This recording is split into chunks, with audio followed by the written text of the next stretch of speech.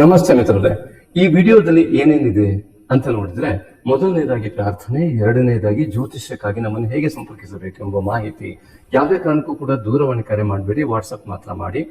ಇನ್ನು ಮೂರನೆಯದಾಗಿ ನಿಮ್ಮ ಈ ಒಂದು ಫಾಲ್ಗುಣ ಮಾಸದಲ್ಲಿಯ ಗ್ರಹಸ್ಥಿತಿ, ನಾಲ್ಕನೆಯದಾಗಿ ನಿಮ್ಮ ರಾಶಿಯ ಭವಿಷ್ಯ, ಐದನೆಯದಾಗಿ ನಾಗಶಕ್ತಿ ವಿನಾಯಕನ ಆರಾಧನಾ ಕ್ರಮ, ಆರನೆಯದಾಗಿ ಅತ್ಯುತ್ತಮವಾದ ಎಲ್ಲರೂ ಕೂಡ ನೋಡಲೇಬೇಕಾದಂತಹ ಅತಿ ಉತ್ತಮವಾದ ವಿಷಯ ಒಂದು ಕೊನೆಯ ಭಾಗದಲ್ಲಿ ಲಭ್ಯ ಇದೆ.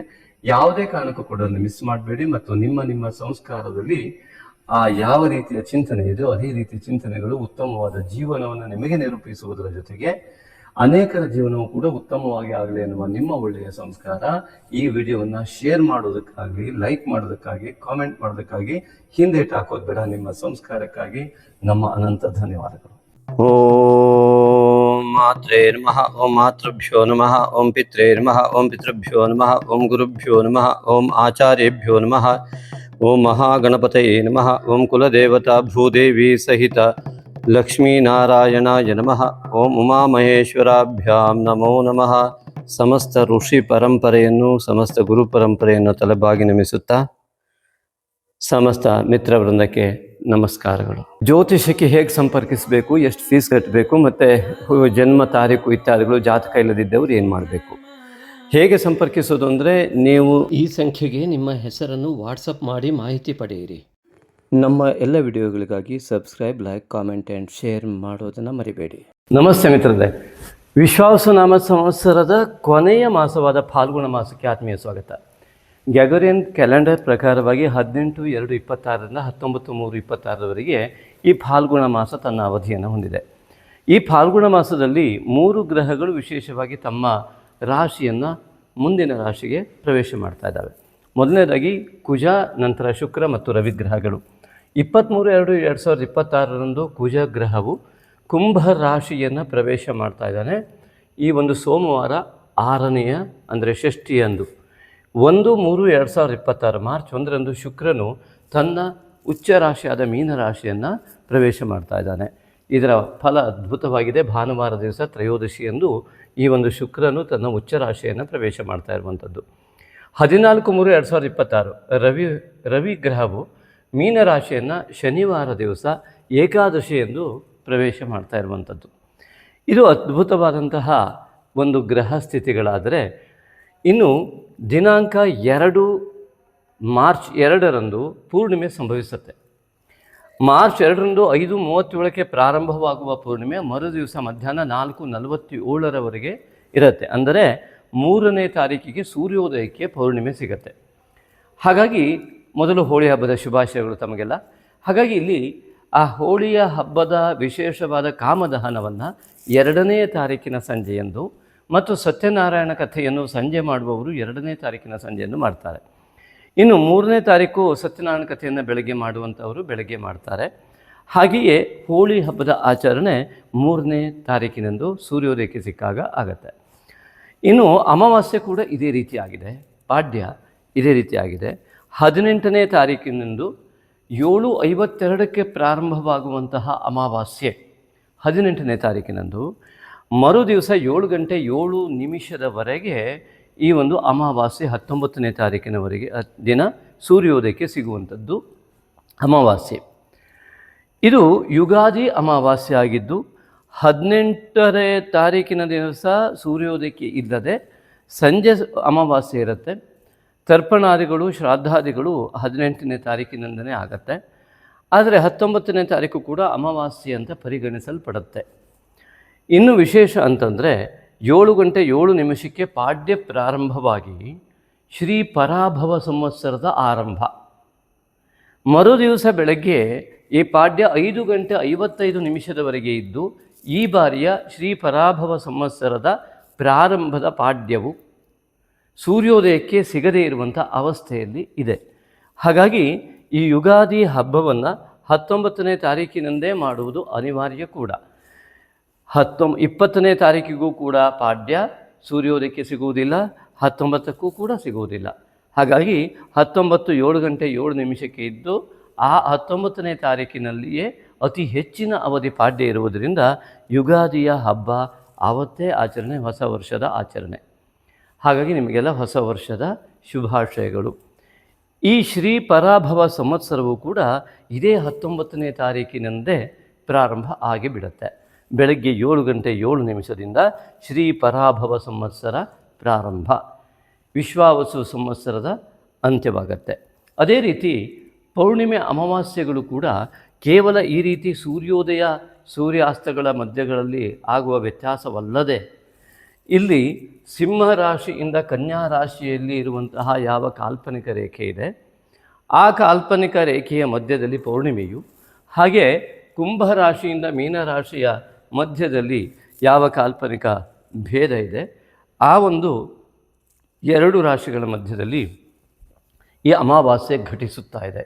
ಇದೇ ಈ ವರ್ಷದ ವಿಶ್ವಾವಸು ಸಂವತ್ಸರದ ಆ ಬೀಳ್ಕೊಡುಗೆ. ಈ ಒಂದು ಪೌರ್ಣಿಮೆ ಮತ್ತು ಅಮಾವಾಸ್ಯೆಯಿಂದ ನಮಗೆ ಕಂಡುಬರುವುದು. ಅಮಾವಾಸ್ಯೆಯಿಂದ ಬೀಳ್ಕೊಡುಗೆ ಆಗುತ್ತೆ, ಆದರೆ ಪೌರ್ಣಿಮೆಯ ದಿವಸ ಚಿತ್ತಾ ನಕ್ಷತ್ರವಿದ್ದಲ್ಲಿ ಚೈತ್ರ ಮಾಸ ಅಂತ. ಹಾಗಾಗಿ ಈ ಮುಂದಿನ ಫಾಲ್ಗುಣ ಮಾಸದ ನಂತರ ಬರುವಂತಹ ಚೈತ್ರ ಮಾಸಕ್ಕೆ ತಮಗೆಲ್ಲರಿಗೂ ಕೂಡ ಸ್ವಾಗತವನ್ನು ಈಗಲೇ ಕೊಡ್ತೇನೆ. ಈ ಒಂದು ಶ್ರೀ ಪರಾಭವ ಸಂವತ್ಸರ ಈ ಫಾಲ್ಗುಣ ಮಾಸದ ನಂತರವೂ ಕೂಡ ನಿಮಗೆ ಅತ್ಯಂತ ಒಳ್ಳೆಯದನ್ನು ಮಾಡಲಿ ಅಂತ ಅತ್ಯಂತ ಆತ್ಮೀಯವಾಗಿ ಬಯಸ್ತಾ ರಾಶಿ ಫಲದೆಡೆಗೆ ಗಮನ ಕೊಡೋಣ. ಮಿಥುನ ರಾಶಿ ಸಂಜಾತರೆಲ್ಲರಿಗೂ ಕೂಡ ಈ ಒಂದು ಫಾಲ್ಗುಣ ಮಾಸಕ್ಕೆ ಆತ್ಮೀಯ ಸ್ವಾಗತ. ಮಿತ್ರರೇ, ನಿಮ್ಮನ್ನ ಭಾಗ್ಯದ ಬಾಗಿಲು ಹೇಗೆ ತೆರೆಯಬಹುದು ಯೋಚಿಸಿ ನೋಡಿ.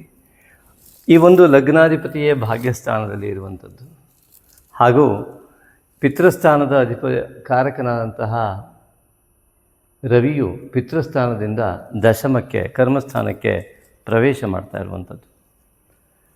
ಹಾಗಾಗಿ ರಾಶಿಯಲ್ಲಿಯೇ ದಶಮಾಧಿಪತಿ ಗುರುವಿನ ಸ್ಥಾನ ಇರತಕ್ಕಂಥದ್ದು. ಹೀಗೆ ಒಂದು ತ್ರಿಕೋಣ ಸೃಷ್ಟಿಯಾಗಿದೆ. ಬುಧ ಮತ್ತು ರವಿ ಮತ್ತು ಗುರುವಿನಿಂದಾಗಿ ಈ ಒಂದು 3 ಗ್ರಹಗಳ ವ್ಯವಸ್ಥೆ ನಿಮ್ಮ ಭಾಗ್ಯದ ಬಾಗಿಲನ್ನು ತೆರೆಯುವ ನಿಟ್ಟಿನಲ್ಲಿ ಅತ್ಯಂತ ಬಲವಾಗಿ ಕೆಲಸ ಮಾಡುವಂಥದ್ದು ಈ ಫಾಲ್ಗುಣ ಮಾಸದಲ್ಲಿ. ಹಾಗಿದ್ದರೆ ಇದು ಹಾಗೇ ಬಂದುಬಿಡುತ್ತಾ ಎಲ್ಲ ಭಾಗ್ಯ ಕೇಳಿದರೆ? ಎಲ್ಲದಕ್ಕೂ ಕೂಡ ಪ್ರತಿಬಂಧಕಗಳಿದ್ದೇ ಇದೆ ಮಿತ್ರರೇ. ಜೀವನದಲ್ಲಿ ಒಳ್ಳೆಯದನ್ನು ಸಾಧಿಸಬೇಕು ಅಂದರೆ ಅನೇಕ ಪ್ರತಿಬಂಧಕಗಳು ಬರ್ತವೆ. ಅದನ್ನು ದಾಟಿ ಹೋದಾಗಲೇ ಮನಸ್ಸು ತೃಪ್ತಿ ಆಗತ್ತೆ ಮತ್ತು ಅನುಭವ ಸಿಗತ್ತೆ. ನಾನೊಂದು ಸಾಧನೆ ಮಾಡಿದೆ ಎನ್ನುವ ಭಾವ ನಮ್ಮನಿಗೆ ತೃಪ್ತಿಯತ್ತ ಕೊಂಡೊಯ್ಯತ್ತೆ. ಆದ್ದರಿಂದ ಈ ಒಂದು ರಾಷ್ಟ್ರಾಧಿಪತಿಯೇ ರಾಹುಗ್ರಸ್ತನಾಗಿ ಕುಳಿತುಕೊಳ್ತಕ್ಕಂಥದ್ದು ಅತಿ ದೊಡ್ಡ ಪ್ರತಿಬಂಧಕ. ಪರಿಹಾರ ಇಲ್ವಾ? ಖಂಡಿತ ಇದೆ. ನಂಬಿಕೆ ಬೇಕು, ವಿಶ್ವಾಸ ಬೇಕು. ಶುದ್ಧ ನಂಬಿಕೆಗೆ ಶುದ್ಧವಾದ ಫಲ ಸಿಗುವುದು ಖಂಡಿತ. ಅದಕ್ಕಾಗಿ ಏನು ಮಾಡಬೇಕು ಚಿಂತನೆ ಮಾಡೋಣ ಬನ್ನಿ. ಇಲ್ಲಿ ರಾಶಿಯಲ್ಲಿಯೇ ಗುರು ಕರ್ಮಾಧಿಪತಿಯಾಗಿಯೂ ಸಪ್ತಮಾಧಿಪತಿಯಾಗಿರ್ತಕ್ಕಂಥದ್ದು. ಗಂಡ ಹೆಂಡತಿಯರ ಮಧ್ಯದಲ್ಲಿ ಇಬ್ಬರ ಪರಸ್ಪರವಾದಂತಹ ವಿಚಾರ ವಿನಿಮಯ ಅತ್ಯುತ್ತಮವಾದ ಫಲವನ್ನು, ಗುರುವಿನ ಮಾರ್ಗದರ್ಶನವನ್ನು ಮತ್ತು ನಿಮ್ಮ ಕೆಲಸದ ಜಾಗದಲ್ಲಿಯೇ ನಿಮ್ಮ ನಿಷ್ಠೆಯಿಂದ ಅತ್ಯುತ್ತಮವಾದ ಫಲ ಲಭ್ಯ, ದೇಹದಲ್ಲಿ ಆರೋಗ್ಯ ಉತ್ತಮ ಎಂದು ಕೇವಲ ಗುರುವಿನಿಂದ ಕಂಡುಬರುತ್ತೆ. ನೋಡಿ, ಗುರು ಚಾಂಡಾಲ ಯೋಗ ಅನ್ನೋದನ್ನು ಕೇಳಿರ್ತೀರ ನೀವಂತ ಅಂದ್ಕೊಳ್ತೀನಿ. ಗುರು ಒಬ್ಬ ಸನ್ಯಾಸಿ ಅಂದರೆ ರಾಹು ಒಬ್ಬ ಚಾಂಡಾಲ ಅಂತ. ಒಬ್ಬ ರೌಡಿ ಒಬ್ಬ ಗುರು ಕೂತ್ರೆ ಗೆಲ್ಲೋದು ಯಾರು? ಆ ರೌಡಿಯೇ. ಒಂದಿಷ್ಟೆಲ್ಲ ಹಾಲು ಇಟ್ಕೊಂಡು ಒಂದು ಸ್ವಲ್ಪ ವಿಷ ಹಾಕಿದರೆ ಆ ಹಾಲು ಸಂಪೂರ್ಣ ವಿಷಯ ಆಗುತ್ತೆ ಹೊರತು. ಹಾಗಾಗಿ ಒಳ್ಳೆಯದನ್ನು ಬೇಗ ಹಾಳು ಮಾಡೋದಕ್ಕೆ ಅವಕಾಶ ಇದೆ, ಪ್ರಕೃತಿಯ ನಿಯಮ. ಕೆಟ್ಟದ್ದನ್ನು ಅತಿ ಬೇಗ ಮಾಡಲಿಕ್ಕೆ ಅವಕಾಶ ಇದೆ. ಒಳ್ಳೆಯದನ್ನು ನಿರಂತರವಾಗಿ ಪ್ರಯತ್ನದಿಂದ ಮಾಡಬೇಕಾಗತ್ತೆ. ಅದೇ ಮನುಷ್ಯನಿಗಿರುವಂಥ ದೊಡ್ಡ ಚಾಲೆಂಜ್ ಭಗವಂತ ಕೊಟ್ಟಿರುವಂಥದ್ದು. ಆದರೆ ಇದು ಸಾಧ್ಯ ಆಗಿಲ್ವಾ? ಎಂತೆಂತಹ ದೊಡ್ಡವರು ಎಂತೆಂತಹ ಸಾಧನೆಯನ್ನು ಮಾಡ್ತಾರೆ. ಅದಕ್ಕೆ ಅವರ ಪೂರಕವಾದಂತಹ ರೀತಿ ನೀತಿಗಳೇ, ಅವರ ಸ್ಪಷ್ಟವಾದ ನಿರ್ಧಾರಗಳೇ ಅವರ ಜೀವನದ ಯಶಸ್ಸಿಗೆ ಕಾರಣವಾಗಿರುತ್ತವೆ. ಅಂತಹ ಒಂದು ಪ್ರಬಲವಾದ ನಿರ್ಧಾರವನ್ನು ತೆಗೆದುಕೊಳ್ಳುವ ಸಮಯವೇ ಈ ಫಾಲ್ಗುಣ ಮಾಸ. ನಿಮಗೆ ನಿಮ್ಮ ಜೀವನದ ಅತ್ಯುನ್ನತವಾದಂತಹ ಒಂದು ವ್ಯವಸ್ಥೆಗೆ ಹೋಗಲಿಕ್ಕಾಗಿ ಅತ್ಯುತ್ತಮವಾದ ಎಲ್ಲ ವ್ಯವಸ್ಥೆ ಇದ್ದರೂ ಕೂಡ ಪೂರ್ವಜನ್ಮದ ಪಾಪ ರಾಹುವಿನ ರೂಪದಲ್ಲಿ ತೋರಿಕೆಯಾಗಿ ಅದು ಸಂಪೂರ್ಣವಾಗಿ ಯಾವುದೇ ರೀತಿಯಾದಂತಹ ಫಲ ಕೊಡದಂತೆ ಮಾಡುವ ಸಾಧ್ಯತೆಗಳಿದೆ. ಅದಕ್ಕೆ ಪರಿಹಾರ ನೋಡೋಣ.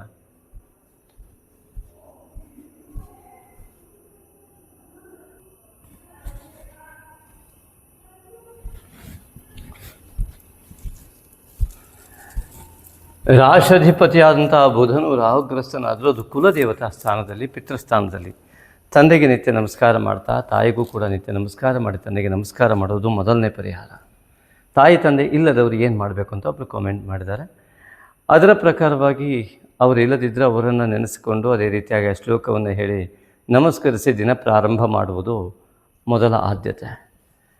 ಹಾಗೆ ಎರಡನೇದಾಗಿ ಬುಧ ವಿಷ್ಣು ತತ್ವವನ್ನು ಹೇಳುವುದರಿಂದ ಆಂಜನೇಯ ಮಹಾವೀರಂ, ಆ ಆಂಜನೇಯನ ಆರಾಧನೆಯನ್ನು ಈಗಾಗಲೇ ಯೂಟ್ಯೂಬಲ್ಲಿ ಒಂದು ವಿಡಿಯೋವನ್ನು ನಾವು 108 ಅಂತ ಬಿಟ್ಟಿದ್ದೀವಿ. 108 ಬಾರಿ ಆ ಶ್ಲೋಕವನ್ನು ಸ್ತುತಿಯನ್ನು ಹಾಕಿದ್ದೇವೆ, ಖಂಡಿತ ನೋಡಿ, ಅದನ್ನು ಅನುಸರಿಸಿ ಆವಾಗ ಎರಡನೆಯ ಒಂದು ಪರಿಹಾರ ಉಂಟಾಗತ್ತೆ. 5-6 ಪರಿಹಾರ ಮಾಡಬೇಕು ಕೇಳಿದರೆ ಖಂಡಿತ ನಮ್ಮ ಉನ್ನತಿಗಾಗಿ ನಾವು ಮಾಡದೆ ಇನ್ಯಾರು ಮಾಡಬೇಕು. ಸಣ್ಣ ಪುಟ್ಟ ವಿಚಾರಗಳಲ್ಲ ಇವು, ನೋಡೋದಕ್ಕೆ ಸಣ್ಣ ಆರಾಧನೆ, ಆದರೆ ಫಲ ಮಾತ್ರ ಅತಿ ದೊಡ್ಡದಾಗಿರ್ತದೆ. ನಂಬಿಕೆ ಅನ್ನೋದು ಮಾತ್ರ ಮುಖ್ಯ, ಆ ಭಕ್ತಿ ಶ್ರದ್ಧೆ ಅನ್ನೋದು ಮಾತ್ರ ಮುಖ್ಯ, ಆಗ ಎಲ್ಲವೂ ಕೂಡ ಸಾಧ್ಯ. ಹಾಗೆಯೇ ಇಲ್ಲಿ ಈ ರಾಶಿಯ ಅಧಿಪತಿ ಅದು ಕುಲದೇವತಾ ಸ್ಥಾನದಲ್ಲಿ ಇರುವುದರಿಂದ ನಿಮ್ಮ ಕುಲದೇವತೆಯ ಆರಾಧನೆಯನ್ನು ಈ ಒಂದು ಫಾಲ್ಗುಣ ಮಾಸದಲ್ಲಿ ಅತ್ಯಂತ ಕ್ರಮಬದ್ಧವಾಗಿ ಮಾಡಿಕೊಂಡು ಹೋಗಬೇಕಾದ ಅನಿವಾರ್ಯತೆ ಇದೆ. ಇಲ್ಲದಿದ್ದಲ್ಲಿ ಈ ರಾಹುವಿನ ಛಾಯೆ ಸಾಮಾನ್ಯದ್ದಲ್ಲ. ಪೂರ್ವಜನ್ಮದ ಅನೇಕ ಜನ್ಮದ ಪಾಪಾಂಶಗಳು ನಮ್ಮ ಒಳ್ಳೆಯ ಫಲವನ್ನೆಲ್ಲ ನುಂಗಿ ಹಾಕುವ ಒಳ್ಳೆಯ ಯೋಗಗಳನ್ನು ಬರದೇ ಇರುವಂತಹ ಪ್ರತಿಬಂಧಕಗಳಾಗಿ ಕೆಲಸ ಮಾಡ್ತಾರೆ. ಆದ್ದರಿಂದ ಅದಕ್ಕೆ ಅವಕಾಶ ಕೊಡಬಾರ್ದು ಅಂದರೆ ನಮ್ಮ ಕುಲದೇವರನ್ನ ಗಟ್ಟಿ ಹಿಡ್ಕೊಳ್ಬೇಕಾಗತ್ತೆ. ಕೆಲವರಿಗೆ ಕುಲದೇವರೇ ಇರೋದಿಲ್ಲ, ಅದಕ್ಕೇನು ಮಾಡೋದು ಅಂತ ಖಂಡಿತವಾಗಿ ನಮ್ಮನ್ನು ಸಂಪರ್ಕಿಸಿ ಕುಲದೇವರನ್ನು ಯಾವ ರೀತಿಯಾಗಿ ಮಾಡಿಕೊಳ್ಬೇಕು, ಎಲ್ಲಿದೆ ಇತ್ಯಾದಿಗಳನ್ನು ಕೂಡ ನಾವು ಅದರ ಮಾರ್ಗದರ್ಶನ ಮಾಡ್ತೀವಿ. ನಾಗಶಕ್ತಿ ವಿನಾಯಕ ಖಂಡಿತವಾಗಿ ನಮ್ಮ ಕೈ ಬಿಡೋದಿಲ್ಲ ಅನ್ನುವ ನಂಬಿಕೆ ನಮಗಿದೆ. ಹಾಗಾಗಿ ಈ ಕುಲದೇವತಾ ಸ್ಥಾನದಲ್ಲಿ, ಈ ಒಂದು ಭಾಗ್ಯಸ್ಥಾನದಲ್ಲಿಯೇ ರಾಹುವಿನ ಸ್ಥಿತಿಗತಿಗಳು ಸ್ಪಷ್ಟವಾಗಿ ಬಾಗಿಲ ಎದುರುಗಡೆಯೇ ಸಂಪೂರ್ಣ ಅತ್ಯಂತ ಪ್ರಬಲ ಪ್ರತಿಬಂಧಕವನ್ನು ಹಾಕಿದಂಥ ಲಕ್ಷಣಗಳು. ಹಾಗಾಗಿ ಕುಲದೇವತಾ ಆರಾಧನೆಯನ್ನು ಮಾಡಿದರೂ ಫಲ ಸಿಗದ ವ್ಯವಸ್ಥೆಯನ್ನು ಮಾಡುವುದೇ ಈ ರಾಹು ನಿಮಗೆ. ಆದ್ದರಿಂದಾಗಿ ನಾಗಶಕ್ತಿ ವಿನಾಯಕನ ಆರಾಧನೆಯನ್ನು ಮಾಡುವುದರಿಂದಾಗಿ ಕುಲದೇವತಾ ಆರಾಧನೆಯ ಫಲ ಸಿಗುವಂತೆ ನಾಗಶಕ್ತಿ ವಿನಾಯಕ ನಾಗದೋಷವನ್ನು ಮತ್ತು ಕೇತು ದೋಷವನ್ನು ಸಂಪೂರ್ಣ ನಿವಾರಣೆ ಮಾಡಬಲ್ಲ ಸರ್ವಶಕ್ತನಾದಂಥ ನಾಗಶಕ್ತಿ ವಿನಾಯಕ ಯಾವ ಕಾರಣಕ್ಕೂ ಕೂಡ ರಾಹು ದೋಷವನ್ನು ನಿಮಗೆ ಸಮೀಪವೂ ಬರದಂತೆ ನೋಡಬಲ್ಲ ಶಕ್ತಿಯನ್ನು ಹೊಂದಿದ್ದಾನೆ. ಸರ್ವ ಮಂಗಲ ಮಾಂಗಲ್ಯಂ ಸರ್ವಶಕ್ತಿ ಪ್ರದಾಯಕಂ ಒಂದೇಹಂ ಸತತಂ ಭಕ್ತಿಯ ನಾಗಶಕ್ತಿ ವಿನಾಯಕ. ಆದ್ದರಿಂದ ಯಾವುದೇ ಕಾರಣಕ್ಕೂ ಕೂಡ ನಾಗಶಕ್ತಿ ವಿನಾಯಕನ ಆರಾಧನೆಯನ್ನು ಕ್ರಮಬದ್ಧವಾಗಿ ಮಾಡಿ ಅಂತ ತಮ್ಮಲ್ಲಿ ನಾನು ಶುದ್ಧ ಸಂಕಲ್ಪಿತರಾಗಿ ಈ ಪೌರ್ಣಿಮೆ ಮತ್ತು ಅಮಾವಾಸ್ಯೆಯೆಂದು ಎಡೆಬಿಡದೆ ನಿರಂತರವಾಗಿ ಮಾಡಿ, ಇದು ಅತ್ಯಂತ ಮುಖ್ಯ ಕೂಡ ಹೌದು. ಆದ್ದರಿಂದಾಗಿ ಈ ಒಂದು ಆರಾಧನೆಯನ್ನು ಮಾಡುವುದು ಮೂರನೆಯ ಫಲ. ಒಂದು ನಾಗ ಮತ್ತು ಶಕ್ತಿ ವಿನಾಯಕನ ಒಂದು ಆರಾಧನೆ, ಆಂಜನೇಯ ಆರಾಧನೆ, ಕುಲದೇವತಾ ಆರಾಧನೆ. ಇದಕ್ಕೆ ಮುಖ್ಯವಾಗಿ ಬೇಕಾಗಿದ್ದು ತಾಯಿ ತಂದೆ ನಮಸ್ಕಾರ. ತಾಯಿ ತಂದೆ ನಮಸ್ಕಾರ ಮಾಡಿ ಗುರುವನ್ನು ಪ್ರಾರ್ಥಿಸಿ ಕುಲದೇವತ ಗಣಪತಿಯನ್ನು ನಾಗಶಕ್ತಿ ವಿನಾಯಕನ ಜಪ ಆರಾಧನೆಗಳನ್ನು ಮಾಡ್ತಾ ಬನ್ನಿ. ಮಾನಸ ಪೂಜೆ ಅತ್ಯಂತ ಶ್ರೇಷ್ಠ. ಅದರ ಬಗ್ಗೆ ಮುಂದೆ ವಿವರಣೆಯನ್ನು ನೋಡಿ. ಹಾಗಾಗಿ ಇಲ್ಲಿ ಮಾನಸ ಪೂಜೆಯನ್ನು ನಾಗಶಕ್ತಿ ವಿನಾಯಕನಿಂದ ಮಾಡುವ ಮೂಲಕವಾಗಿ ಅವನ ಸಂಪೂರ್ಣವಾದಂತಹ ಶಕ್ತಿಯನ್ನು ಬಳಸಿಕೊಂಡು ನೀವು ಈ ಒಂದು ದೋಷಮುಕ್ತರಾಗಿ ಅಂತ ನಮ್ಮ ಆತ್ಮೀಯ ವಿನಂತಿ. ಹಾಗೆಯೇ ಇಲ್ಲಿ ನೋಡಿದಾಗ ಧನು ರಾಶಿ, ಮಿಥುನ ರಾಶಿಗೆ 3ನೇ ಮನೆಯ ಅಧಿಪತಿಯಾದಂತಹ ರವಿ ಕೂಡ ರಾಹುವಿನ ಕರಾಳ ಮುಷ್ಟಿಯಿಂದ ಬಿಡುಗಡೆ ಹೊಂದಿ ಇಲ್ಲಿ ದಶಮಕ್ಕೆ ಬರ್ತಾ ಇರುವುದು ಒಳ್ಳೆಯ ಶುಭ ಸಂಕೇತ ಕೂಡ ಹೌದು. ಅನೇಕ ಮಾತುಕತೆಗಳಲ್ಲಿ ಯಶಸ್ಸಾಗುವಂತಹ ಯೋಗಗಳನ್ನು, ತಂದೆಯ ಜೊತೆಗಿರುವ ಅಸಮಾಧಾನ ನಿವಾರಣೆಗೆ ಯೋಗ್ಯವಾದ ಸಮಯವನ್ನು ಎಲ್ಲವನ್ನು ಕೊಡ್ತಾ ಇರ್ತಕ್ಕಂಥದ್ದು ರವಿ, ಆರೋಗ್ಯವನ್ನು ಕೊಡ್ತಾ ಇರುವಂಥವನು. ಆದರೆ ಕೇತುವು 3ನೇ ಸ್ಥಾನದಲ್ಲಿ ಇರುವುದರಿಂದಾಗಿ ಇಲ್ಲಿ ತೃತೀಯ ಸ್ಥಾನದಿಂದಾಗಿ ಉಂಟಾಗತಕ್ಕಂಥ ಅನೇಕ ಮಾತುಕತೆಗಳಲ್ಲಿ ವಿಘ್ನಗಳು, ಎಲ್ಲ ಅಡೆತಡೆಗಳು, ಸಹೋದರರಿಂದ ಎಲ್ಲ ಅಡೆತಡೆಗಳು ಇತ್ಯಾದಿಗಳು ಯಾವುದೆಲ್ಲ ಇದೆಯೋ ಅವೆಲ್ಲವಕ್ಕೂ ಕೂಡ ನಾಗಶಕ್ತಿ ವಿನಾಯಕನ ಆರಾಧನೆ ತುಂಬ ಅತ್ಯಂತ ಸಮರ್ಪಕವಾಗಿ ಕಂಡುಬರುತ್ತೆ. ಆದ್ದರಿಂದ ಅವನಿಗೆ ಕಡಲೆಯ ನೈವೇದ್ಯವು ಕೂಡ ಅತ್ಯಂತ ಶ್ರೇಷ್ಠ ಅಂತಲೇ ಪರಿಗಣಿಸಲ್ಪಡುತ್ತೆ. ಆ ರೀತಿಯ ನೈವೇದ್ಯಗಳನ್ನು ಕೊಟ್ಟು ಸಂತೃಪ್ತಿಗೊಳಿಸುವಂಥದ್ದು ಕೂಡ ಅತಿ ಮುಖ್ಯವಾಗಿ ಕಂಡುಬರುತ್ತದೆ. ಇನ್ನು ಚತುರ್ಥಾಧಿಪತಿಯಾದ ಬುಧ ಮಾನಸಿಕವಾಗಿ ಯಾವ ಬೌದ್ಧಿಕತೆ, ರಾಶಿ ಮತ್ತು ಆ ಚತುರ್ಥದ ಅಧಿಪತಿ ಮನಸ್ಸಂತೃಪ್ತಿ ಮತ್ತು ನಿರ್ಣಯಾತ್ಮಕ ಶಕ್ತಿಯ ಅಧಿಕಾರಿ ಬುಧ ಈ ಒಂದು ಮಿಥುನ ರಾಶಿಯವರಿಗೆ. ಆದ್ದರಿಂದ ಆ ಮನಸ್ಸಂತೃಪ್ತಿಯನ್ನು ಪಡೆಯೋದಕ್ಕೆ ರಾಹು ಬಿಡ್ತಾ ಇಲ್ಲ. ಸಂಪೂರ್ಣ ಅಸಮಾಧಾನವನ್ನು, ಎಲ್ಲ ನಿರ್ಣಯಗಳನ್ನು ಅತ್ಯಂತ ಪ್ರಬಲ ನಿರ್ಣಯ ತೆಗೆದುಕೊಂಡರೂ ಕೂಡ ಅದು ನಿಮ್ಮ ಜೀವನಕ್ಕೆ ಉನ್ನತಿಗೆ ಪ್ರತಿಬಂಧಕವಾಗಿ ಪರಿಣಮಿಸುವ ನಿರ್ಧಾರಗಳನ್ನಾಗಿ ಮಾಡುವ ಅಪಾಯ ರಾಹುವಿನಿಂದ ಇದೆ. ಮಾರ್ಗವನ್ನು ಬದಲಾಯಿಸಿ ತೋರಿಸಿಬಿಡುವುದು ರಾಹುವಿನ ಕೆಲಸ. ಉದಾಹರಣೆ ಹೇಗೆ ಅಂತಂದರೆ, ನೀವು ಒಂದು ಬೆಂಗಳೂರಿನಲ್ಲಿದ್ದೀರಿ ಅಂತ ಅಂದ್ಕೊಳ್ಳಿ. ನಿಮ್ಗೆ ಯಾವುದೋ ನಡ್ಕೊಂಡು ಹೋಗ್ತಾ ಇದ್ದೀರಿ, ಎಲ್ಲಿಗೂ ಹೋಗಬೇಕು, ಒಬ್ಬರ ಹತ್ರ ರೋಡ್ ಕೇಳ್ತೀರಾ. ನೀವು ಅದ್ರ ಹತ್ರ ಇಲ್ಲೇ ಇದೆ, ನೀವು ಬೋರ್ಡ್ ನೋಡಿರಲ್ಲ, ಅವನು ಇಲ್ಲಿಂದ 5 ಕಿಲೋಮೀಟ್ರ್ ದೂರ ಈ ಕಡೆ ಹೋಗುವಂತ ತೋರಿಸ್ತಾನೆ ಗೊತ್ತಿದ್ದರೂ ಕೂಡ. ಇದು ರಾಹುವಿನ ಕೆಲಸ. ಹಾಗಾಗಿ ಹೀಗೆ ಆ ಒಂದು ಒಳ್ಳೆಯ ಮಾರ್ಗವನ್ನು ಬಿಟ್ಟು ಈ ಕಡೆಯ ನಿರ್ಣಯವನ್ನು ತೆಗೆದುಕೊ ನೀನು ಎನ್ನುವಂತೆ ನಿಮ್ಮಲ್ಲಿ ಆ ರಚ್ಚನ್ನು ಎಬ್ಬಿಸೋದು. ಯಾಕೆ ನಾನು ಹೇಗೆ ಮಾಡಬಾರ್ದು, ನಾನು ಯಾಕೆ ಹೇಗೆ ಮಾಡಬಾರ್ದು ಅನ್ನುವಂತಹ ಅಹಂಕಾರವನ್ನು ಎಬ್ಬಿಸುವಂಥ ಕೆಲಸ, ಅಜ್ಞಾನವನ್ನು ಜಾಸ್ತಿ ಮಾಡುವಂಥ ಕೆಲಸವನ್ನು, ನಿಮ್ಮ ಒಳ್ಳೆಯ ಜ್ಞಾನವನ್ನು ಹಾಳು ಮಾಡೋ ಕೆಲಸವನ್ನೇ ಪೂರ್ವಜನ್ಮದ ಪಾಪ ಅದೇ ರಾಹು ಮಾಡ್ತಾ ಬರ್ತಾನೆ. ಆ ದೋಷ ನಿವಾರಣೆಗಾಗಿ ಈ ಒಂದು ನಾಗಶಕ್ತಿ ವಿನಾಯಕನ ಆರಾಧನೆ ಬೇಕು. ಇನ್ನೂ ಮುಖ್ಯವಾಗಿ ಹೇಳಬೇಕು ಅಂದರೆ, ಕುಲದೇವತಾ ಆರಾಧನೆಯ ಫಲವನ್ನೇ ಕೊಡೋದೇ ಇರುವಂತಹ ವ್ಯವಸ್ಥೆಗೆ ಈ ವರ್ಷ ಕೂತ್ಕೊಂಡ್ಬಿಟ್ಟಿದ್ದಾನೆ. ನಿಮಗೆ ನಿರಂತರ ನಾಗಶಕ್ತಿ ವಿನಾಯಕನ ಆರಾಧನೆ ಖಂಡಿತವಾಗಿ ಬೇಕು. ಆಗ ಕುಲದೇವತಾ ಆರಾಧನೆಯ ಫಲ ನಿಮಗೆ ಲಭ್ಯವಾಗುತ್ತೆ. ಹಾಗಾಗಿ ನೋಡಿ, ನಮ್ಮ ಸಂಪ್ರದಾಯದಲ್ಲಿ ತಾಯಿ ತಂದೆ ಗುರು ಆದಮೇಲೆ ಗಣಪತಿ ಆರಾಧನೆ, ಆಮೇಲೆ ಕುಲದೇವತಾ ಆರಾಧನೆ. ಗಣಪತಿ ಆರಾಧನೆ ಇಲ್ಲದೆ ಯಾವ ದೇವರ ಆರಾಧನೆಯೂ ಇಲ್ಲ. ಅದರಲ್ಲೂ ಕೂಡ ಈ ರಾಹುಗ್ರಸ್ತವಾಗಿ ಕುಲದೇವತಾ ಸ್ಥಾನದಲ್ಲಿ ರಾಹು ಕುಳಿತುಕೊಂಡ್ಬಿಟ್ಟ ಅಂದರೆ ಕೇವಲ ಗಣಪತಿ ಪೂಜೆಗಿಂತ ನಾಗಶಕ್ತಿ ವಿನಾಯಕನ ಆರಾಧನೆಯನ್ನು ಆರೋಪದ ಆ ನಾಗಶಕ್ತಿ ವಿನಾಯಕನ ಆರಾಧನೆಯೇ ಅತಿ ಮುಖ್ಯ ಅಂತ ಅನಿಸ್ಕೊಳ್ಳುತ್ತೆ. ಹಾಗಾಗಿ ಅದನ್ನು ಮಾಡೋದರಿಂದಲೇ ಕೆಲವರಿಗೆ ಕಾಳಸರ್ಪ ಯೋಗ ಇರುತ್ತೆ, ಅವರಿಗೂ ಕೂಡ ಅತ್ಯಂತ ಅನಿವಾರ್ಯ ನಾಗಶಕ್ತಿ ವಿನಾಯಕನ ಆರಾಧನೆ. ಹಾಗಾಗಿ ಅನೇಕರ ಒಂದು ಬೇಡಿಕೆಯ ಮೇರೆಗೆ ನಾವು ಈ ವಿಡಿಯೋದಲ್ಲಿ ಮುಂದೆ ಅಪ್ಲೋಡ್ ಮಾಡ್ತಾಯಿದ್ದೀವಿ. ಇದನ್ನು ಕೂಡ ಅನೇಕರು ತುಂಬ ಕೇಳಿದ್ದಾರೆ. ಇದರ ವಿಚಾರವಾಗಿ ಅವರಿಗೆಲ್ಲರಿಗೂ ಕೂಡ ಒಳ್ಳೆಯದಾಗಲಿ, ನಿಮ್ಮ ರಾಶಿಯವರಿಗೂ ಕೂಡ ಒಳ್ಳೆಯದಾಗಲಿ, ಎಲ್ಲರಿಗೂ ಒಳ್ಳೆಯದಾಗಲಿ ಅನ್ನುವ ಉತ್ತಮವಾದ ಉದ್ದೇಶವನ್ನು ಇಟ್ಟುಕೊಂಡು ಈ ಒಂದು ವಿಡಿಯೋವನ್ನು ನಾವು ಮುಂದೆ ಹಾಕ್ತಾ ಇದ್ದೇವೆ.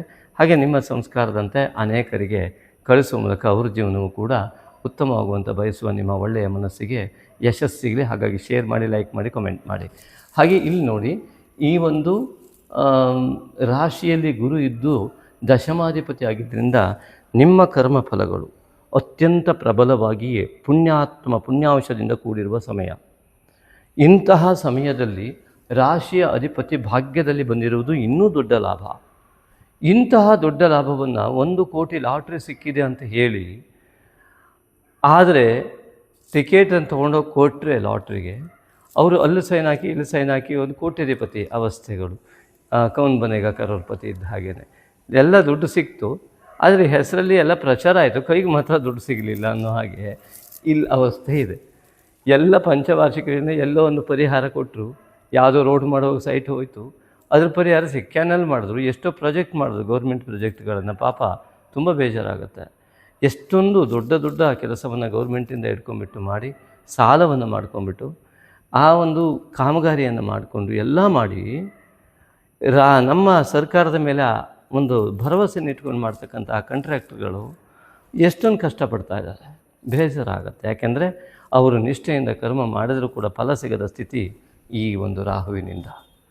ಯಾಕೆ ಈ ಉದಾಹರಣೆ ತೆಗೆದುಕೊಂಡೆ, ನಮಗೆ ರಾಜಕೀಯ ಬೇಡ, ಆದರೆ ಸಾಮಾಜಿಕವಾಗಿ ಆಗುತ್ತಿರುವಂಥ ನೈಜ ಘಟನೆಗಳನ್ನು ಹೇಳಿದಾಗ ಯಾವ ರೀತಿ ಪರಿಸ್ಥಿತಿ ಯಾಕೆ ಆಗ್ತದೆ ಅನ್ನೋದನ್ನು ಗಮನಿಸಿದಾಗ ಇದೇ ರಾಹು ಇಂತಹ ಸಂದರ್ಭದಲ್ಲಿ. ಯಾಕೆಂದರೆ ಮಿಥುನ ರಾಶಿಯವರು ಅನೇಕರು ದೊಡ್ಡ ವ್ಯವಹಾರದಲ್ಲಿ ಇರ್ಬೋದು ನೀವೆಲ್ಲ, ಆದರೆ ಎಲ್ಲಾದರೂ ಸ್ವಲ್ಪವೂ ಸಮಯ ಅವ್ಯವಸ್ಥೆ ಆಯಿತು ಅಂತಾದರೆ, ನಿಮ್ಮ ನಿರ್ಣಯದಲ್ಲಿ ಏನಾದರೂ ಬದಲಾವಣೆ ಆಗೋಯಿತು ಅಥವಾ ಆ ನಿರ್ಣಯ ಉಲ್ಟಾ ಪ್ರತಿಬಂಧಕವಾಗಿ ಪರಿಣಮಿಸಿಬಿಡ್ತು ಅಂತ ಅಂದ್ಕೊಳ್ಳಿ, ಆಗ ಈಗ ನಾನು ಹೇಳಿದ ಉದಾಹರಣೆ ಇದಕ್ಕೆ ಹೋಲಿಕೆ ಆಗುತ್ತೆ. ಆದ್ದರಿಂದಾಗಿ ಬಹಳ ಎಚ್ಚರಿಕೆಯಿಂದ ನೀವು ನಾಗಶಕ್ತಿಯ ಆರಾಧನೆಯನ್ನು ಮಾಡಿ, ಅಮಾವಾಸ್ಯೆಯಂದು ಮತ್ತು ಪೌರ್ಣಿಮೆಯಂದು ಶುದ್ಧ ಸಂಕಲ್ಪಿತರಾಗಿ, ದೃಢ ಸಂಕಲ್ಪಿತರಾಗಿ, ಸಂಪೂರ್ಣ ನಂಬಿಕೆಯಿಂದ ಆ ಒಂದು ನಾಗಶಕ್ತಿ ವಿನಾಯಕನ ಆರಾಧನೆಯನ್ನು ಮಾಡಿ, ಆ ನಿಮ್ಮ ಕಷ್ಟಗಳು ನಿಜವಾಗಿಯೂ ದೂರವಾಗ್ತಾ ಬರ್ತವೆ. ನಿಮ್ಮ ನಂಬಿಕೆ, ಶ್ರದ್ಧಾ, ಭಕ್ತಿಗಳೇ ಅದನ್ನು ನಿರಂತರವಾಗಿ ನಿಮ್ಮ ಮುಂದೆ ತೆಗೆದುಕೊಂಡು ಹೋಗಲಿಕ್ಕೆ ಮಹಾಮಾರ್ಗವಾಗಿ, ರಾಜಮಾರ್ಗವಾಗಿ ಪರಿಣಮಿಸುತ್ತೆ. ಆಗ ನಿಮ್ಮ ಭಾಗ್ಯದ ಬಾಗಿಲು ತೆರೆಯಲು ಸಾಧ್ಯ. ಕೆಲವರಿಗೆ ಬೇಗ, ಕೆಲವರಿಗೆ ವಿಳಂಬ, ಅವರವರ ಕರ್ಮಾನುಸಾರ. ಹಾಗಾಗಿ ಇಲ್ಲಿ ಈ ಒಂದು ದಶಮದಲ್ಲಿರ್ತಕ್ಕಂತಹ ರವಿ, ಶುಕ್ರ ಮತ್ತು ಶನೇಶ್ವರರು ಅತ್ಯುತ್ತಮವಾದ ನಿಧಾನಗತಿ ಆದರೂ ವಿದೇಶಿ ಉದ್ಯೋಗ ಇತ್ಯಾದಿಗಳನ್ನೆಲ್ಲ ಕೊಡುವಂಥದ್ದು. ಶುಕ್ರನ ಉಚ್ಚಸ್ಥಾನ, ಕಳೆದು ಹೋಗಿರುವ ಹಣಗಳು ಕೂಡ ಮತ್ತೆ ಬಂದು ಸೇರುವಂಥದ್ದು, ನಿಮ್ಮ ಜ್ಞಾನಕ್ಕೆ ಅತ್ಯಂತ ಹೆಚ್ಚಿನ ಬೆಲೆ ಬರುವಂಥದ್ದು ಮತ್ತು ನಿಮಗೆ ಇನ್ನೂ ಉತ್ತಮ ಜ್ಞಾನ ಲಭ್ಯವಾಗುವ ಯೋಗ. ಎಲ್ಲವೂ ಕೂಡ ಶುಕ್ರನಿಂದ ನಿಮ್ಮ ಯಾವ್ಯಾವ ಕೌಶಲ್ಯ ಇದೆಯಲ್ಲ ಅದನ್ನು ಬೆಳೆಸಿಕೊಳ್ಳಲು ಮತ್ತು ಬೆಳೆದಿರುವ ಕೌಶಲ್ಯದ ಸಂಪೂರ್ಣ ಸದುಪಯೋಗದಿಂದಾಗಿ ನೀವಿರುವ ಜಾಗ ನಿಮ್ಮ ಒಂದು ಕೆಲಸದಿಂದ ಅತ್ಯುನ್ನತ ಸ್ಥಾನಕ್ಕೆ ಹೋಗುವಂಥದ್ದು. ನೀವೊಂದೇ ಅಲ್ಲ, ನೀವು ಎಲ್ಲಿ ಕೆಲಸ ಮಾಡ್ತಿದ್ದರೆ ಅವರನ್ನು ಮೇಲೆತ್ತುವಂತಹ ಮಹಾ ಸಾಮರ್ಥ್ಯ ಶುಕ್ರನಿಂದ ನಿಮಗೆ ಲಭ್ಯವಾದ ಮಾಸ ಫಾಲ್ಗುಣ ಮಾಸ. ಇದನ್ನು ಖಂಡಿತವಾಗಿ ಅನುಭವಿಸಿ ಅಂತ ನಾನು ನಿಮ್ಮಲ್ಲಿ ಪ್ರಾರ್ಥಿಸ್ಕೊಳ್ತೇನೆ. ಹಾಗಾಗಿ ಹೇಗೆ ಅಂತ ಕೇಳ್ಬೋದಲ್ವ ನೀವು? ಖಂಡಿತವಾಗಿಯೂ ಅದಕ್ಕೆ ಉತ್ತರ ಇದೆ. ಆದರೆ ಸದ್ಯ ಈ ವಿಡಿಯೋದಲ್ಲಿ ಇಷ್ಟೇ ಸಾಕು. ಇಲ್ಲಿ ಈ ಒಂದು ರಾಶಿಯ ಅಧಿಪತಿಯು ಭಾಗ್ಯದಲ್ಲೂ ಮತ್ತು ರವಿಯಲ್ಲಿ ಬಂದು ಏಕಾದಶ ಅಧಿಪತಿ ಕುಜ ಕೂಡ ಭಾಗ್ಯದಲ್ಲಿ ಇದ್ದಾನೆ.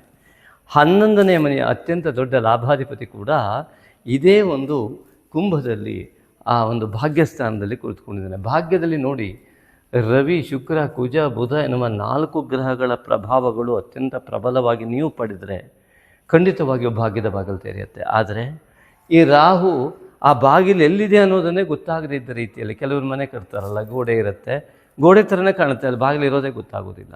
ಆ ರೀತಿಯಾಗಿ ಗೊತ್ತೇ ಆಗದೇ ಇರುವಂಥ ಸ್ಥಿತಿಯನ್ನು ತರುವಂಥದ್ದು ಈ ರಾಹು. ಹಾಗಾಗಿ ನಾಗಶಕ್ತಿ ವಿನಾಯಕನ ಆರಾಧನೆಯನ್ನು ಶ್ರದ್ಧೆ, ಭಕ್ತಿ, ನಂಬಿಕೆಯಿಂದ ಖಂಡಿತವಾಗಿ ಮಾಡಿ ಸಂಪೂರ್ಣ ಫಲ ಸಿಗುವಂತಾಗಲಿ. ಆ ಏಕಾದಶ ಫಲ ನಿಮಗೆ ನಿರಂತರವಾಗಿ ಲಭ್ಯವಾಗಿ ನಿಮ್ಮ ಭಾಗ್ಯದ ಬಾಗಿಲು ತೆರೆಯುವಂತಾಗಲಿ. ಅದು ನಿಮಗೆ ಈ ನಾಗಶಕ್ತಿ ವಿನಾಯಕನ ಆರಾಧನೆ ನಿಮಗೆ ಒಂದು ಭಾಗ್ಯದ ಬಾಗಿಲನ್ನು ತೆಗೆಯುವಂತಹ ರಾಜಮಾರ್ಗವಾಗಿ ಪರಿಣಮಿಸಲಿ ಅಂತ ಭಕ್ತಿಪೂರ್ವಕವಾಗಿ ಪ್ರಾರ್ಥಿಸ್ತೇನೆ. ಸರ್ವಮಂಗಲ ಮಾಂಗಲ್ಯಂ ಸರ್ವಶಕ್ತಿ ಪ್ರದಾಯಕಂ ವಂದೇಹಂ ಸತತಂ ಭಕ್ತ್ಯ ನಾಗಶಕ್ತಿ ವಿನಾಯಕಂ. ಸರ್ವಾಂತರ್ಯಾಮಿಯಾಗಿರ್ತಕ್ಕಂತಹ ನಾಗಶಕ್ತಿ ವಿನಾಯಕ ಸಮಸ್ತ ಒಳಿತನ್ನು ಮಾಡಲಿ. ಓಂ ನಾಗಶಕ್ತಿ ವಿನಾಯಕಾಯ ನಮಃ. ಮಾಘ ಮಾಸದ ಲಕ್ಕಿ ಕಮೆಂಟಿಗೆ ಸ್ವಾಗತ. ಮಿತ್ರರೇ, ಈ ಬಾರಿಯ ಲಕ್ಕಿ ಕಮೆಂಟ್ ಗೋವಿಂದರಾಜ್ ಅವರು. ಗೋವಿಂದರಾಜ್ ಅವರೇ ನಮಸ್ಕಾರ. ಈ ಬಾರಿ ನೀವು ವಿಚ್ ಸೇವಾ we can do to get Nagashakti Vinayaka ಅಂತ ಕೇಳಿದ್ರಿ. ಹಾಗಾಗಿ ಇದೇ ಬಾರಿಯಾಗಿ ನಾವು ನಾಗಶಕ್ತಿ ವಿನಾಯಕನ ಮಾನಸ ಪೂಜೆಯನ್ನು ಬಿಡುವಂಥದ್ದು ಮತ್ತು ಈ ದೇವಾಲಯದ ನಿರ್ಮಾಣಕ್ಕಾಗಿ ಯಾವ ಸೇವೆಯನ್ನು ಮಾಡಬಹುದು ಎಂಬುದಾಗಿ ಚಿಂತಿಸಿ ವಿಡಿಯೋ ಬಿಡುವಂತಹ ಚಿಂತನೆ ಇದ್ದ ಸಮಯದಲ್ಲಿ ನಿಮ್ಮ ಈ ಕಾಮೆಂಟ್ ಲಕ್ಕಿ ಕಾಮೆಂಟ್ ಅಂತ ಕನ್ಸಿಡರ್ ಆಗಿದೆ. ಇದಕ್ಕೆ ಸಂಪೂರ್ಣ ಉತ್ತರ ಮುಂದೆ ಇದೆ. ಧನ್ಯವಾದಗಳು ಗೋವಿಂದರಾಜ್ ಅವರೇ. ತಪ್ಪದೆ ಈ ಒಂದು ಮುಂದಿನ ಮಾನಸ ಪೂಜೆಯನ್ನು ಪ್ರತಿಯೊಬ್ಬರೂ ನೋಡಿ ಅನುಸರಿಸಿ ನಿಮ್ಮ ಜೀವನ ಪಾವನವಾಗಲಿ.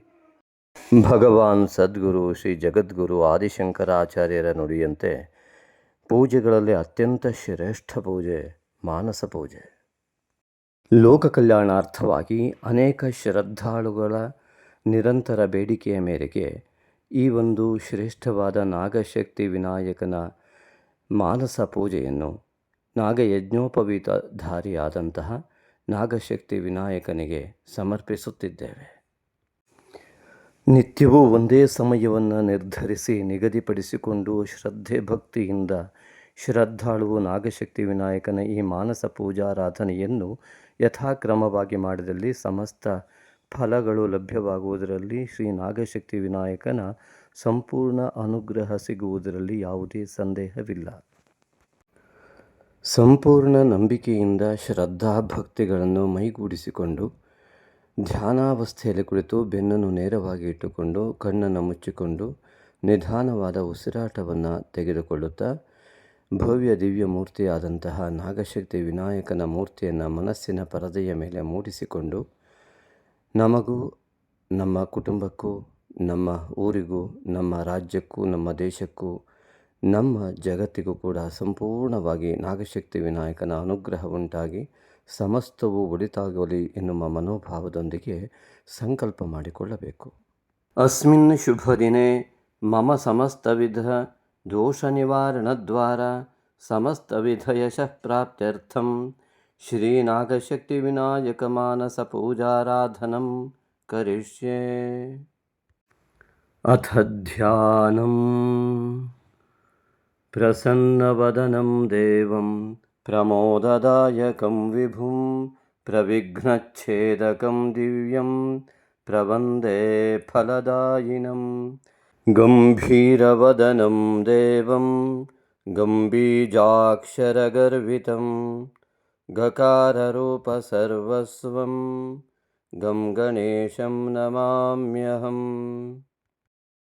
विद्याविवाहयज्ञानां वन्दे विघ्ननिवारिणं नागशक्तिसमायुक्तं नागयज्ञोपवीतिनम् नागयज्ञोपवीतेन भूषितो यज्ञकारण ब्रह्माण्डव्यापिनं वन्दे नागशक्तिविनायकम् सर्वमङ्गलमाङ्गल्यं सर्वशक्तिप्रदायकं वन्देऽहं सततं भक्त्या नागशक्तिविनायकम् ध्यायामि देवदेवेश भक्तानां ध्यानगोचर ब्रह्माण्डव्यापिनं वन्दे नागशक्तिविनायकम् भक्तानां ध्यानगोचराय नमः ध्यानं समर्पयामि आवाहयामि ते भक्त्या शीघ्रमागच्छ हे प्रभो ब्रह्माण्डव्यापिनं वन्दे नागशक्तिविनायकम् ब्रह्माण्डव्यापिने प्रभवे नागशक्तिविनायकाय नमः आवाहनं समर्पयामि स्वागतं स्वागतं सर्वगर्वघ्न सर्वविघ्नहरो भव ब्रह्माण्डव्यापिनं वन्दे नागशक्तिविनायकं सर्वगर्वघ्नाय नमः स्वागतं ते व्याहरिष्यामि आसनमर्पये तुभ्यं विराजय महाप्रभो ब्रह्माण्डव्यापिनं वन्दे नागशक्तिविनायकं महाप्रभवे नमः आसनं समर्पयामि पाद्यं ते गन्धयुक्तं च पादोदरपरिष्कर ब्रह्माण्डव्यापिनं वन्दे नागशक्तिविनायकं पादोदरपरिष्कराय नमः पाद्यं समर्पयामि अर्घ्यम् उपनीताय विद्महे सुप्रसन्नाय धीमहि तन्नो वटुः प्रचोदयात् अभयहस्ताय विद्महे बालरूपाय धीमहि तन्नो वटुः प्रचोदयात् अग्निरूपाय विद्महे यज्ञमयाय धीमहि तन्नो वटुः प्रचोदयात् ईशपुत्राय विद्महे गौरीसुताय धीमहि तन्नो वटुः प्रचोदयात् पाशहस्ताय विद्महे अंकुशधर्त्रे च धीमहि तन्नो वटुः प्रचोदयात् अर्घ्यन्ते अभ्रवर्णाय शुभ्रवस्त्रधराय च ब्रह्माण्डव्यापिनं वन्दे नागशक्तिविनायकं शुभ्रवस्त्रधराय नमः अर्घ्यं समर्पयामि आचम्यता महादेव मुदया तव शुण्डय ब्रह्माण्डव्यापिनं वन्दे नागशक्तिविनायकं महादेवाय नमः शुण्डे आचमनीयं समर्पयामि स्नापये निर्मलाकार जाह्नवीसलिलादिभिः ब्रह्माण्डव्यापिनं वन्दे नागशक्तिविनायकं निर्मलाकाराय नमः स्नानं समर्पयामि आचम्यता महादेव मुदया तव शुण्डय ब्रह्माण्डव्यापिनं वन्दे नागशक्तिविनायकं महादेवाय नमः शुण्डे आचमनीयं समर्पयामि वस्त्रयुग्मं प्रदास्यामि दिव्यैरस्त्रैर्विभूषिता ब्रह्माण्डव्यापिनं वन्दे नागशक्तिविनायकं दिव्यैरस्त्रैर्विभूषिताय नमः वस्त्रयुग्मं समर्पयामि। यज्ञोपवीतः नागयज्ञोपवीतेन भूषितो यज्ञकारण ब्रह्माण्डव्यापिनं वन्दे नागशक्तिविनायकम्। यज्ञकारणाय नमः नागयज्ञोपवीतन्ते परिकल्पयामि। आभरणं हिरण्याभरणं तुभ्यं कर्णचामरभूषिता ब्रह्माण्डव्यापिनं वन्दे नागशक्तिविनायकम्। कर्णचामरभूषिताय नमः हिरण्याभरणं समर्पयामि। गन्धम् अष्टगन्धं ललाटे च इष्टबन्धप्रदायक ब्रह्माण्डव्यापिनं वन्दे नागशक्तिविनायकम्। इष्टबन्धप्रदायकाय नमः अष्टगन्धं समर्पयामि। कुङ्कुमं भूषणार्थं ते अर्पये हेमकङ्कण ब्रह्माण्डव्यापिनं वन्दे नागशक्तिविनायकम्। हेमकङ्कणाय नमः कुङ्कुमचूर्णं समर्पयामि। हरिद्रां चूर्णरूपेण दास्ये दारिद्र्यचूर्णक ब्रह्माण्डव्यापिनं वन्दे नागशक्तिविनायकम्। दारिद्र्यचूर्णकाय नमः हरिद्राचूर्णं समर्पयामि। चन्दनं च चतुर्हस्ता चतुर्भद्रप्रदायक ब्रह्माण्डव्यापिनं वन्दे नागशक्तिविनायकम्। चतुर्भद्रप्रदायकाय नमः चन्दनं समर्पयामि। पुष्पं सुगन्धयुक्तं च पुष्पदन्ताय दीयते ब्रह्माण्डव्यापिनं वन्दे नागशक्तिविनायकम्। पुष्पदन्ताय नमः पुष्पाणि समर्पयामि। दूर्वायुग्मं प्रदास्यामि सर्वदुःस्वप्ननाशक ब्रह्माण्डव्यापिनं वन्दे नागशक्तिविनायकम्। सर्वदुःस्वप्ननाशकाय नमः दूर्वायुग्मं समर्पयामि।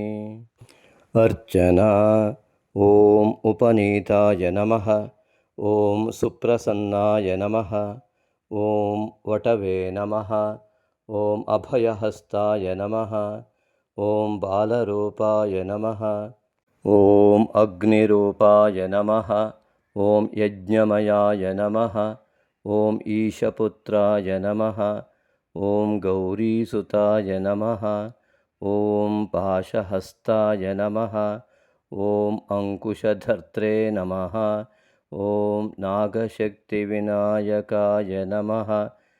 तव नामार्चनं पुण्यं प्रसीद गणनायक ब्रह्माण्डव्यापिनं वन्दे नागशक्तिविनायकम्।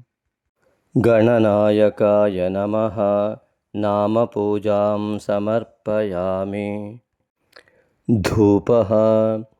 धूपमाघ्रापये तुभ्यं धूर्जटेः प्रियनन्दन ब्रह्माण्डव्यापिनं वन्दे नागशक्तिविनायकम्। धूर्जटेः प्रियनन्दनाय नमः धूपमाघ्रापयामि। सुदीपास्ते प्रदर्श्यन्ते अज्ञानध्वान्तनाशक ब्रह्माण्डव्यापिनं वन्दे नागशक्तिविनायकम्। अज्ञानध्वान्तनाशकाय सुज्ञानकारिणे नमः सुदीपं ते दर्शयामि। ನೈವೇದ್ಯಂ ಲಂಬೋದರಮಹಾಕಾಯ ಫಲವೈವಿಧ್ಯವರ್ಪಯೇ ಬ್ರಹ್ಮಾಂಡವ್ಯಾಪಿನಂ ವಂದೇ ನಾಗಶಕ್ತಿವಿನಾಯಕಂ. ಪ್ರಾಣಾಯ ನಮಃ, ಅಪಾನಾಯ ನಮಃ, ವ್ಯಾನಾಯ ನಮಃ, ಉದಾನಾಯ ನಮಃ, ಸಮಾನಾಯ ನಮಃ, ಲಂಬೋದರಮಹಾಕಾಯಾಯ ನಮಃ. ಸಮರ್ಪಿತನೈವೇದ್ಯೈಃ ತೃಪ್ತೋ ಭವ. ಆಚಮನಂ ಆಚಮ್ಯತ ಮಹಾದೇವ ಮುದಯಾ ತವ ಶುಂಡಯ ಬ್ರಹ್ಮಾಂಡವ್ಯಾಪಿನಂ ವಂದೇ ನಾಗಶಕ್ತಿವಿನಾಯಕಂ. ಮಹಾದೇವಾಯ ನಮಃ. ಶುಂಡೇ ಆಚಮನೀಯಂ ಪರಿಕಲ್ಪಯಾಮಿ. ಹಸ್ತಪ್ರಕ್ಷಾಲನಂ ಹಸ್ತೌ ಕ್ಷಾಲಯ ದೇವೇಶ ಸೋಮಸೂರ್ಯಾಗ್ನಿಲೋಚನ ಬ್ರಹ್ಮಾಂಡವ್ಯಾಪಿನಂ ವಂದೇ ನಾಗಶಕ್ತಿವಿನಾಯಕಂ. ಸೋಮಸೂರ್ಯಾಗ್ನಿಲೋಚನಾಯ ನಮಃ. ಹಸ್ತಪ್ರಕ್ಷಾಲನಂ ಸಮರ್ಪಯಾಮಿ.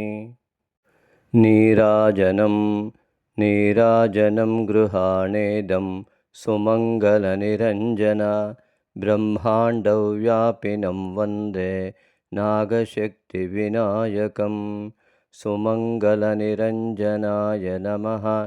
ನೀರಾಜನಂ ಸಮರ್ಪಯಾಮಿ.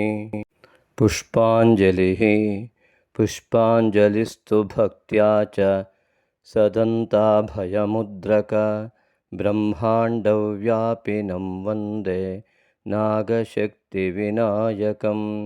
ಸದಂತಾಭಯಮುದ್ರಕಾಯ ನಮಃ. ಪುಷ್ಪಾಂಜಲಿಂ ಸಮರ್ಪಯಾಮಿ. ಪ್ರದಕ್ಷಿಣನಮಸ್ಕಾರಾಃ ಪ್ರದಕ್ಷಿಣನಮಸ್ಕಾರಾಃ ಕ್ರಿಯಂತೆ ಪಾಪನಾಶಕ ಬ್ರಹ್ಮಾಂಡವ್ಯಾಪಿನಂ ವಂದೇ ನಾಗಶಕ್ತಿವಿನಾಯಕಂ. ಪಾಪನಾಶಕಾಯ ನಮಃ.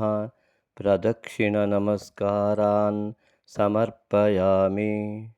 ಪ್ರಸನ್ನಾರ್ಘ್ಯಂ ಉಪನೇತಾಯ ವಿದ್ಮಹೇ ಸುಪ್ರಸನ್ನಾಯ ಧೀಮಹಿ ತನ್ನೋ ವಟುಃ ಪ್ರಚೋದಯಾತ್.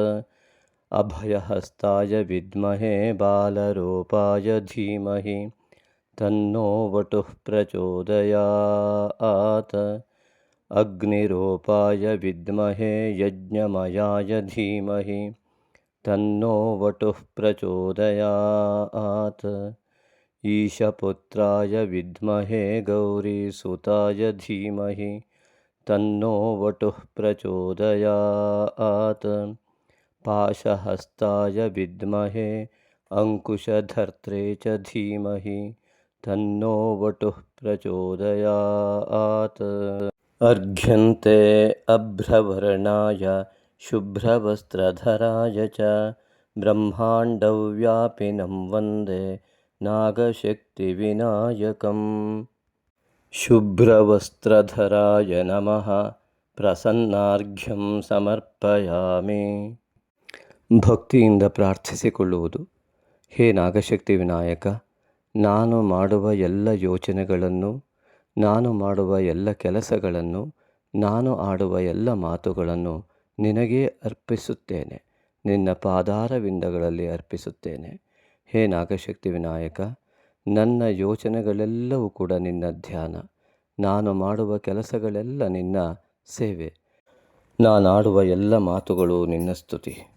ಹೇ ನಾಗಶಕ್ತಿ ವಿನಾಯಕ, ನನ್ನ ಪೂರ್ವಜನ್ಮದ ಜನ್ಮಾಂತರದ ಎಲ್ಲ ದೋಷಗಳನ್ನು, ಈ ಜನ್ಮದಲ್ಲಿ ಉಂಟಾದ ಎಲ್ಲ ದೋಷಗಳನ್ನು ಮತ್ತು ಕುಟುಂಬದಿಂದ ಬಂದ ಸಮಸ್ತ ದೋಷಗಳನ್ನು ನಿವಾರಣೆ ಮಾಡಿ ಅನುಗ್ರಹಿಸು. ನನಗೂ ನನ್ನ ಕುಟುಂಬಕ್ಕೂ ಕುಲಕ್ಕೂ ನಮ್ಮ ದೇಶಕ್ಕೂ ನಮ್ಮ ಜಗತ್ತಿಗೂ ಕೂಡ ಸಂಪೂರ್ಣ ನಿನ್ನ ಅನುಗ್ರಹದ ಮೂಲಕ ಶಾಂತಿ ಉಂಟಾಗಲಿ, ಸಮಸ್ತ ವಿಧವಾದ ಒಳಿತುಂಟಾಗಲಿ. ನಾನು ನಿನಗೆ ಶರಣಾಗಿದ್ದೇನೆ. ಮನಸೋದ್ದಿಷ್ಟ ಪ್ರಾರ್ಥನಾಂ ಸಮರ್ಪಯಾಮಿ. ಅನೇನ ಶ್ರೀ ನಾಗಶಕ್ತಿ ವಿನಾಯಕ ಮಾನಸ ಪೂಜಾರಾಧನ ಕರ್ಮಣ ಶ್ರೀ ನಾಗಶಕ್ತಿ ವಿನಾಯಕ ಪ್ರೀಯತಾಂ. ಪ್ರಸಾದಂ ದೇಹಿ ಭಗವನ್ ಪ್ರಸೀದ ಮಮ ದೇವತಾ. ಬ್ರಹ್ಮಾಂಡವ್ಯಾಪಿನಂ ವಂದೇ ನಾಗಶಕ್ತಿವಿನಾಯಕಂ ಸುಪ್ರಸಾದೋ ಅಸ್ತು. ಶ್ರೀ ನಾಗಶಕ್ತಿ ವಿನಾಯಕನ ಅಭಯ ಹಸ್ತದಿಂದ ಸಂಪೂರ್ಣವಾದ ಒಂದು ಅಭಯ ಲಭ್ಯವಾಗಿದೆ. ನಿಧಾನವಾಗಿ ಕೈಗಳನ್ನು ಉಜ್ಜಿ ಕಣ್ಣುಗಳ ಮೇಲೆ ಅಂಗೈಗಳನ್ನು ಇಟ್ಟುಕೊಂಡು ನಿಧಾನವಾಗಿ ಕಣ್ತೆರೆದು ಆ ನಾಗಶಕ್ತಿ ವಿನಾಯಕನನ್ನು ಮನಸ್ಸಿನಲ್ಲಿ ಸ್ಮರಿಸುತ್ತಾ ಈ ದಿನ ಸಂಪೂರ್ಣವಾಗಿ ನಾಗಶಕ್ತಿ ವಿನಾಯಕನ ಸಂಪೂರ್ಣ ಅನುಗ್ರಹದಿಂದ ಸಮಸ್ತ ಶುಭವುಂಟಾಗಲಿದೆ ಎಂಬುದಾಗಿ ಭಾವಿಸಿ.